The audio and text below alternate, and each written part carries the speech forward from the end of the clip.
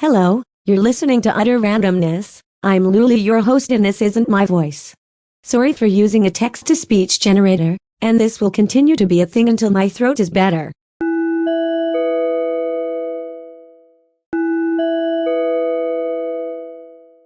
A 1993 historical drama filmed by Martin Scorsese, this romantic drama was based off a 1920s novel of the same name written by Edith Wharton.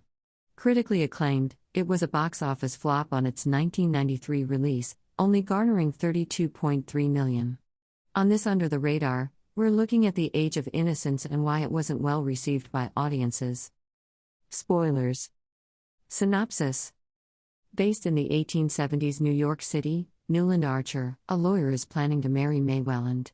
Welland's cousin, Countess Elena Olenska, returns to New York after her own marriage dissolves. She is shunned by society as vicious rumors spread as if wildfire.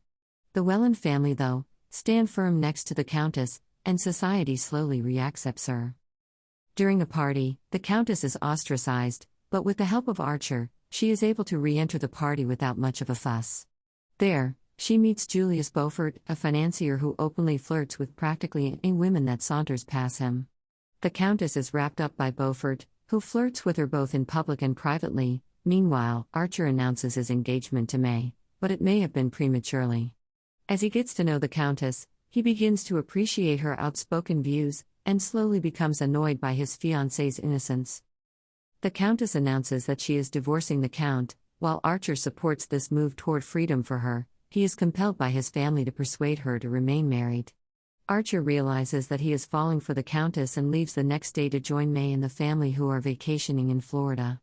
He asks May if they can move forward the wedding date, and of course she is suspicious of this move, but Archer assures May that he is firmly in love with her. After their vacation, Archer reaches out to the Countess and confesses his love for her, but a telegram arrives announcing the new wedding date. After the wedding and honeymoon, Archer and May settle into their married life. With the passing time, Archer's love for the Countess fades until her return to New York reignites that love. The Countess reveals that she is going to Europe after taking care of her grandmother. May throws her a farewell party. When the guests leave, May tells Archer that she's pregnant and that the Countess knew for 2 weeks. Through the years, Archer and May have a steady marriage. They had 3 children before May's passing from pneumonia.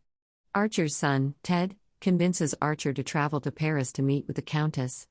He hasn't seen her in nearly 25 years. As Ted continues to urge his father to meet with her, he reveals the fact that his mother had revealed to them on her deathbed. With this revelation, he tells Ted to go in before him. However, instead of following his son as promised, he walks off. Content to have those memories firmly rooted in the past. Production. The Age of Innocence has been adapted for film, television, and theater a number of times since the novel made its debut in the 1920s. The Age of Innocence 1993 film was a commercial flop, doing poorly in the box office. Domestically, it gained $32.3 million, and by the end of 1993 it grossed $15 million internationally. Filming primarily on location in Troy and Kinderhook, New York, and Philadelphia, Pennsylvania, only one set was built for the movie, the ornate ballroom that was at the Beaufort residence. The Age of Innocence was written by Martin Scorsese and his friend, screenwriter Jay Cox, who had given him the novel. Jay Cox has suggested that he should take on the project of directing this, and it fit within his style. Many believe that The Age of Innocence was a flop because of who was in the directorial chair.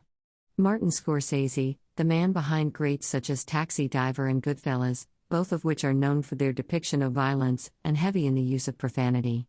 However, Scorsese has gone on record saying that The Age of Innocence is his most violent movie he's made.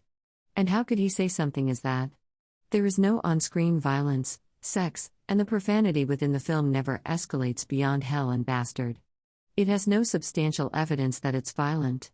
However, that's not what Scorsese is talking about. He isn't referring to physical or verbal violence, but emotional violence, which he believes is much more devastating.